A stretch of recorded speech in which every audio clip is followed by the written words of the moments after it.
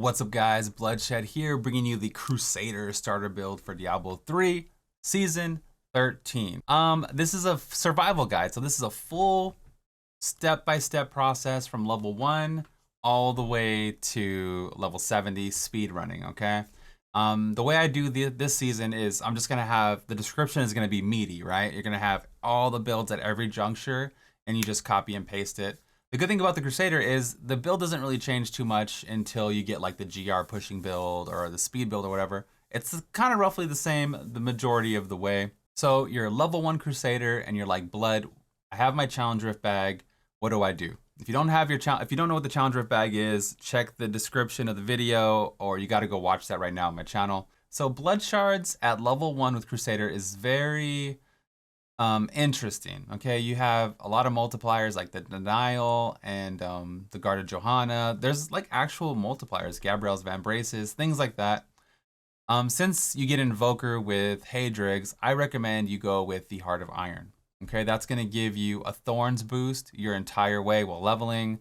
When you're leveling, it doesn't matter, but when you hit 70 and you start building into Thorns for your Haedrig's gift, it's just gonna give you that boost right away. And you can put it in the cube and get the max bonus for it. And you can even cube it at level 1 if you go get the cube, right? So I would recommend the Heart of Iron at level 1, but you can definitely go different directions with that. It wouldn't be a bad decision if you decided to go with something else, right?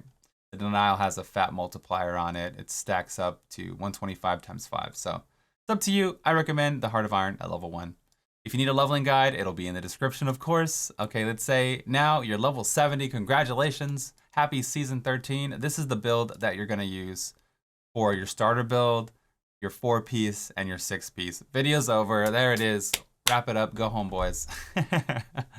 Yeah, this is what you're going to use the whole way. I'm pretty sure the build doesn't change. We went through and tested it with, no Paragon, no Legendary Gems. We used baseline Marquee Gems, but, the cube puts the highest level gems and messes everything up. But it's all fully tested, I promise. I've been doing this for a long time now. You can see the build doesn't really change at all. All 3 ways, from the yellow to the 4-piece to the 6-piece. This is what I went with. You want to use a dagger. It attacks really fast, and when you get your 6-piece bonus, it'll apply the thorns right away. Okay. The basic gist of the build is you ride around, you're doing damage with Thorny Pony.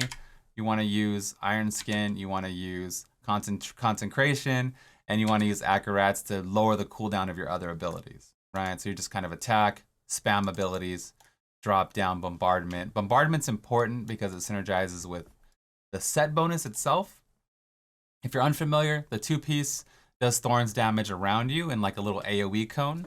Each time you hit an enemy with Punish Slash or you block an attack, your Thorns damage is increased by 140% for 2 seconds.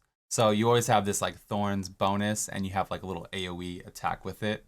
The 4-piece gives you a 50% damage reduction with Bombardment. So that's why we have Bombardment, right? Later on, you'll get the Belt of the Trove, and those cast automatically. But you want to manually cast it every time it's up.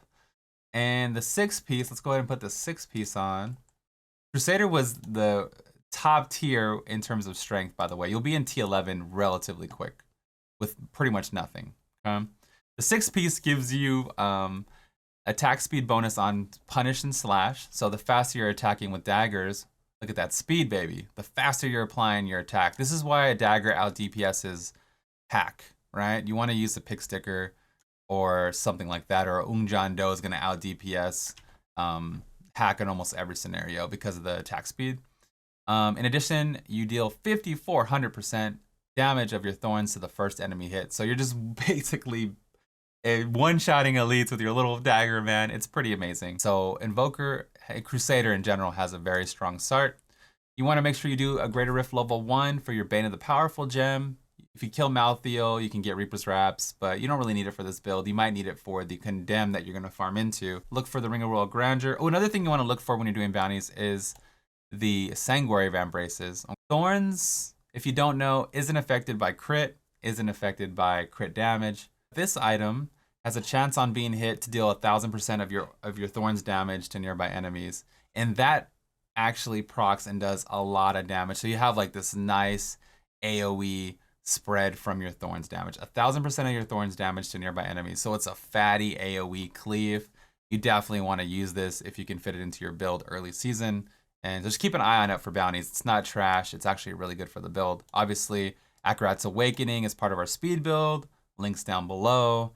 Gives us lots of cooldown. You can use a lot of things, right? Like here's a Heart of the Iron that you can use, and I had a hack for testing, all that stuff. At level 70 with the Hope of Cain, I would definitely upgrade my dagger to try to get that pig sticker. It's really important. It's going to give you a lot of damage increase. I definitely, for my blood shards, I definitely would start rolling for the Belted Trove to get that damage reduction and that extra thorns damage. After that, the shield that we talked about, the Akarat's Awakening shield, is really good. It's almost like a built-in Ingeom in a way, like, you know what I mean? It gives you lots of cooldown every time you're blocking, and you're blocking nonstop. And then I would roll bracers, probably for Nemesis bracers. Yeah, then that's pretty much it. I think that covers all the notes here. Again, the description is going to be lit. It's going to have all the builds at all the different junctures. There's really nothing to learn. You just push buttons and you'll kill things.